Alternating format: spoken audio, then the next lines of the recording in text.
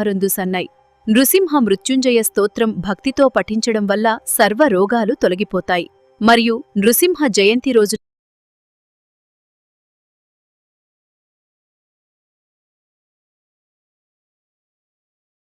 అపమృత్యు భయ నివారణ, అకాల మృత్యువు నుండి రక్షణ లభిస్తుంది. ఆరోగ్య ప్రాప్తి, దీర్ఘకాలిక అనారోగ్య సమస్యలు మరియు మానసిక ఆందోళనలు తొలగిపోతాయి. శత్రుజయం, ఈ స్తోత్ర పారాయణం వల్ల శత్రువుల నుండి నెగటివ్ ఎనర్జీ నుండి రక్షణ కలుగుతుంది. నృసింహ మృత్యుంజయ స్తోత్రం విశిష్టతను మరియు నృసింహ జయంతి గురించి తెలుసుకోండి.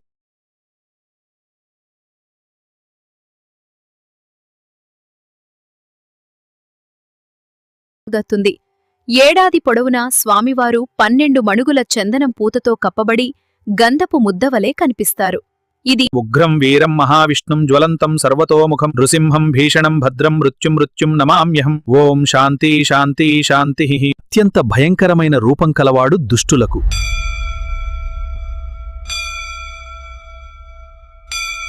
వీరమంటే అత్యన్న పరాక్రమవంతుడు అని అర్థం. అలాగే మహావిష్ణువు అంటే ఈ సృష్టి మొత్తంలో సర్వవ్యాపి అయినటువంటి ఆ విష్ణుమూర్తి అని అర్థం చేసుకోవాలి. జ్వలంతమంటే అగ్నిలా ప్రజ్వరిల్లే కాంతి కలవాడు. సర్వతోముఖమంటే అన్ని వైపులా ముఖములు ఉండి అంతా తానే అయి ఉన్నవాడు. వీరమంటే కేవలం శారీరక బలం మాత్రమే కాదు, అది ధర్మాన్ని రక్షించే అత్యంత పరాక్రమవంతుడైన దైవశక్తి యొక్క అచంచలమైన మరియు గొప్ప నిశ్చలమైన స్థితి. సర్వతోముఖమంటే అన్ని వైపులా ముఖములు కలవాడు అని అర్థం. అంటే అంతా తానే అయి ఉన్న దైవమని దీనికి పరమార్థం. అరుందు సన్నై నృసింహ మృత్యుంజయ స్తోత్రం భక్తితో పఠించడం వల్ల సర్వ రోగాలు తొలగిపోతాయి. మరియు నృసింహ జయంతి రోజు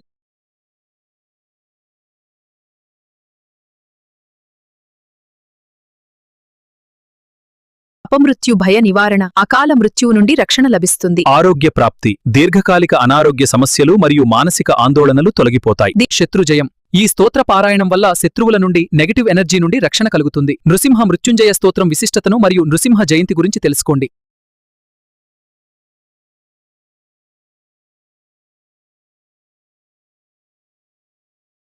దత్తుంది. ఏడాది పొడవునా స్వామివారు 12 మణుగుల చందనం పూతతో కప్పబడి గంధపు ముద్దవలే కనిపిస్తారు.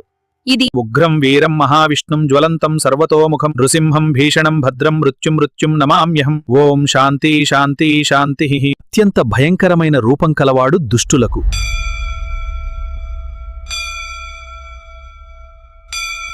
వీరమంటే అత్యన్న పరాక్రమవంతుడు అని అర్థం. అలాగే మహావిష్ణువు అంటే ఈ సృష్టి మొత్తంలో సర్వవ్యాపి అయినటువంటి ఆ విష్ణుమూర్తి అని అర్థం చేసుకోవాలి. జ్వలంతమంటే అగ్నిలా ప్రజ్వరిల్లే కాంతి కలవాడు. సర్వతోముఖమంటే అన్ని వైపులా ముఖములు ఉండి అంతా తానే అయి ఉన్నవాడు. వీరమంటే కేవలం శారీరక బలం మాత్రమే కాదు,